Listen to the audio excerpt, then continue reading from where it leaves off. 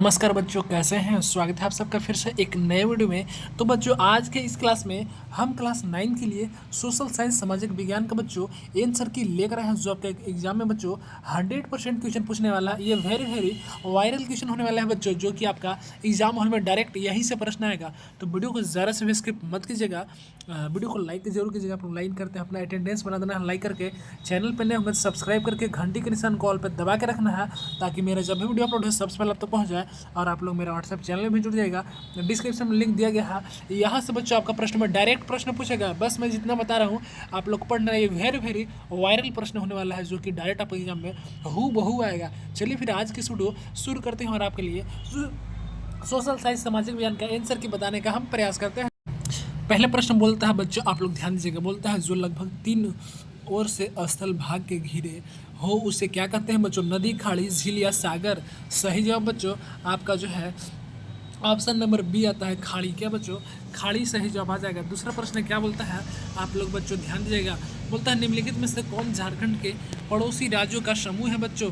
आपका सामने 4 ऑप्शन यहाँ पे दिया है, देख सकते हैं बच्चों। इसका सही जवाब बच्चों आपका ऑप्शन नंबर ए आता है। क्या ए, बिहार, पश्चिम बंगाल, उड़ीसा, छत्तीसगढ़ और उत्तर प्रदेश। ये CMS हो और जनरल स्कूल दोनों के लिए है, चूँकि हिंदी इंग्लिश दोनों में। अगला, निम्नलिखित में से कौन जो है सुमेलित नहीं है बच्चों। 4 ऑप्शन दिया है बच्चों, इसका सही जो ऑप्शन नंबर डी आता है। क्या डी आता है, प्रायद्वीपीय पठार, यानी कि दोस्तों उत्तरी सरकार। चलिए अगला प्रश्न क्या बोलता है बच्चों, आप लोग ध्यान दीजिएगा, निम्नलिखित में से कौन सबसे सघन जनसंख्या वाला प्रदेश है बच्चों। हिमाचल प्रदेश, उत्तरी मैदान, प्रायद्वीप पठार या भारतीय मरुस्थल। इसका सही जवाब बच्चों ऑप्शन नंबर बी आता है, बी फॉर बाहुबली, उत्तरी मैदान फाइनल जवाब आ जाएगा। अगला प्रश्न है बच्चों, ध्यान दीजिएगा, क्या बोलता है, ध्यान दीजिएगा। कथक कथक यानी कि गंगा नदी में खालों भर जल प्रवाहित होता है बच्चों।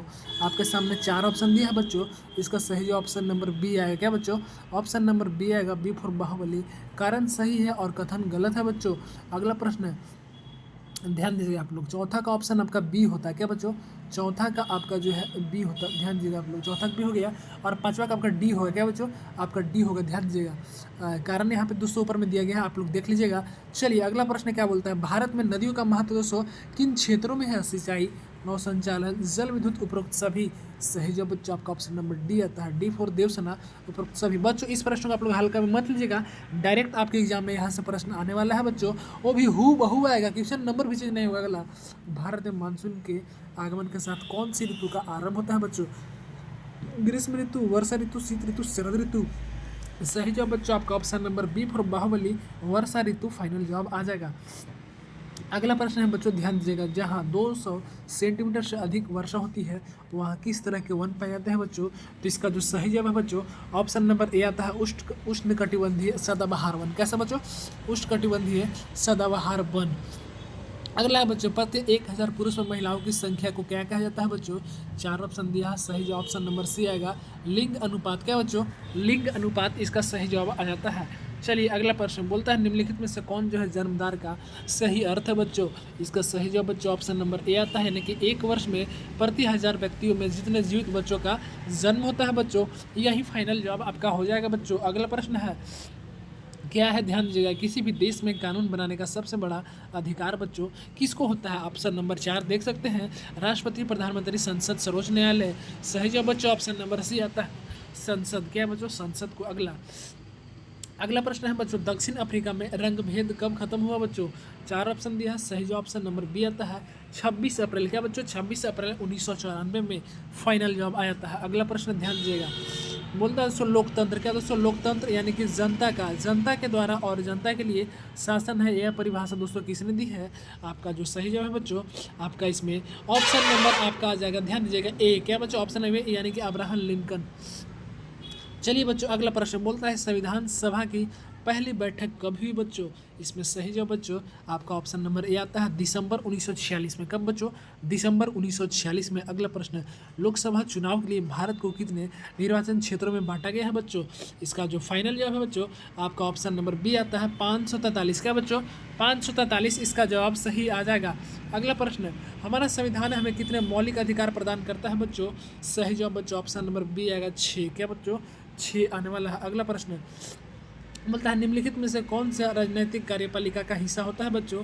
इसमें सही ऑप्शन नंबर सी आता है गृह मंत्री। क्या बच्चों, गृह मंत्री फाइनल जवाब आ जाएगा। अगला प्रश्न, सरकारी निर्णय। क्या बच्चों, सरकारी निर्णय से उठने वाले विवादों का निपटारा कौन करता है।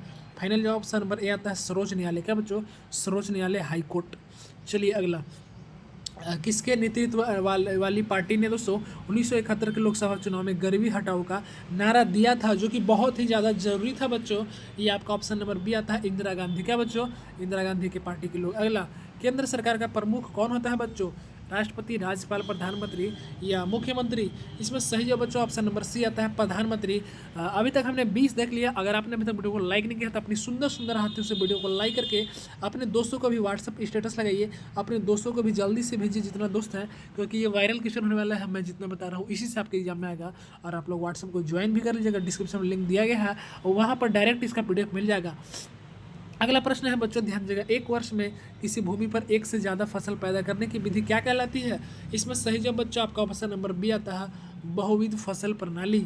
अगला प्रश्न, निम्नलिखित कथनों में से पालमपुर में संदर्भ में कौन सा कथन सत्य है। सही जवाब बच्चों ऑप्शन नंबर ए आता है पालमपुर में 450 परिवार में से लगभग 1/3 परिवार के पास खेती के लिए भूमि नहीं है। क्या, खेती भूमि नहीं है। अगला, जापान जैसे देश ने अपने देश के विकास के लिए किस चीज़ पर दोस्तों निवेश किया। सही जवाब बच्चों आपका ऑप्शन नंबर ए आता है शिक्षा पर निवेश। क्या बच्चों, शिक्षा पर निवेश। अगला, इनमें से कौन तृतीय क्षेत्र के क्रियाकलापों को में नहीं आते हैं। फाइनल जवाब बच्चों ऑप्शन नंबर सी आता है खनन। क्या बच्चों, खनन सही जवाब आ जाएगा। अगला, भारत सरकार ने कक्षा में बच्चों की उपस्थिति को बढ़ावा देने के लिए कौन सी योजना दोस्तों कार्यान्वित की। इसमें सही जवाब बच्चों आपका ऑप्शन नंबर डी आता है डी फॉर देवसेना, दोपहर के भोजन की योजना। क्या बच्चों, दोपहर के भोजन की योजना। अगला, निम्नलिखित में से कौन से राज्य में निर्धनता को कम करने के लिए अनाज के सार्वजनिक वितरण प्रणाली में सुधार किया। इसका सही जवाब बच्चों ऑप्शन नंबर सी आता है आंध्र प्रदेश और तमिलनाडु। क्या बच्चों, आंध्र प्रदेश एवं तमिलनाडु। अगला प्रश्न, निम्नलिखित में से भारत सरकार के किस कार्यक्रम के अंतर्गत अगर आवेदक को 15 दिन के अंदर रोजगार उपलब्ध नहीं कराया तो वह दैनिक बेरोजगार भत्ते का हकदार होगा। इसका सही जवाब बच्चों ऑप्शन बी आता है राष्ट्रीय रोजगार गारंटी कोष का। अगला प्रश्न है, ध्यान दीजिएगा, बोलता है भारत में ग्रामीण क्षेत्र में प्रतिदिन प्रति व्यक्ति कितनी कैलोरी की आवश्यकता स्वीकृत की गई है। इसका जो फाइनल जवाब है बच्चों ऑप्शन नंबर ए आता है 2400 कैलोरी। क्या बच्चों, 2400 कैलोरी सही जवाब। अगला, बोलता है किसके माध्यम से। क्या दोस्तों, किसके माध्यम से सरकार द्वारा अधिप्राप्त अनाज, गेहूं और चावल के भंडार का बफर स्टॉक बनाया जाता है बच्चों। इसमें सही जवाब बच्चों आपका ऑप्शन नंबर बी आता है। क्या, बी यानी कि भारतीय खाद्य निगम को। अगला प्रश्न है, ध्यान दीजिएगा, बोलता है सरकार द्वारा समाज के गरीब वर्गों में बाजार से कम कीमत पर अनाज का वितरण किया जाता है। इस कीमत को क्या कहते हैं। तो इस कीमत को बच्चों हम लोग क्या कहते हैं, ध्यान दीजिएगा, इस कीमत को हम लोग कहते हैं निर्गम। क्या, निर्गम कीमत। चलिए अगला प्रश्न, बोलता है कि द स्पीसीज ऑफ लॉज नामक रचना के रचनाकार कौन है बच्चों। इसमें सही जवाब आपका ऑप्शन नंबर ए ही आ जाता है मॉन्टेग्यू। क्या बच्चों, मॉन्टेस्क्यू सही जवाब। चलिए अगला प्रश्न है, बोलता है फ्रांसीसी क्रांति के समय फ्रांस का किसका शासन था बच्चों। इसमें सही जवाब ऑप्शन नंबर डी आता है लुई बराहवा। क्या बच्चों, लुई बराहवा। अगला प्रश्न बोलता है नवंबर के, क्या बोलता है दोस्तों, नवंबर के अपराधी दोस्तों कौन थे। इसका सही जवाब बच्चों ऑप्शन नंबर सी आता है वाइमर गणराज्य के समर्थक। क्या, वाइमर गणराज्य के समर्थक। अगला, किसी समुदाय के दूसरे समुदाय को अलग रखना क्या कहलाता है बच्चों। ऑप्शन नंबर इसका ए सही जवाब हो जाएगा घेटो। क्या बच्चों, घेटो आ जाएगा। अगला प्रश्न है, ध्यान दीजिएगा, बोलता है कि भारत के प्रमुख वन निदेशक कौन थे बच्चों। फोस्टर, रंगनाथ या ब्रैंडिस या क्लार्क। तो इसका सही जवाब बच्चों आपका जो है ऑप्शन नंबर सी आता है ब्रैंडिस। क्या बच्चों, ब्रैंडिस फाइनल जवाब आ जाएगा। अगला दोस्तों, झूम खेती को किस अन्य नाम से जानते हैं बच्चों। फाइनल जवाब ऑप्शन नंबर ए आता है घुमंतू खेती। क्या चीज़ बच्चों, घुमंतू खेती। अगला, भारतीय नौसेना की स्थापना कब हुई बच्चों। इसका जो फाइनल जो है बच्चों आपका ऑप्शन नंबर आता है बी। क्या बच्चों, ऑप्शन नंबर बी आएगा बी फॉर बाहुबली 1864। चलिए अगला, फ्रांस की क्रांति कब हुई थी बच्चों।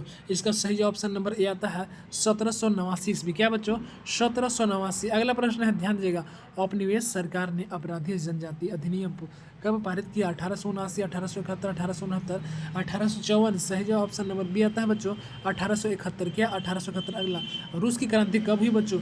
आपका सामने 4 ऑप्शन दिया है, देख सकते हैं 1921, 1922, 1924 या 1917? सही जवाब ऑप्शन नंबर ए आता है बच्चों 1917। 1917 क्या 1917। इस तरह से मैंने आपको very very virally important expected बताने का प्रयास किया, जो कि आपके एग्जाम में बस दोस्तों 1000% हूबहू आने वाला है, सेम मैच करेगा। तो वीडियो को लाइक करके चैनल को सब्सक्राइब कीजिएगा, अपने दोस्तों को शेयर आप लोग जरूर कीजिएगा। दोस्तों को शेयर नहीं करते हैं क्योंकि आप ही लोग के लिए इंपॉर्टेंट होने वाला है।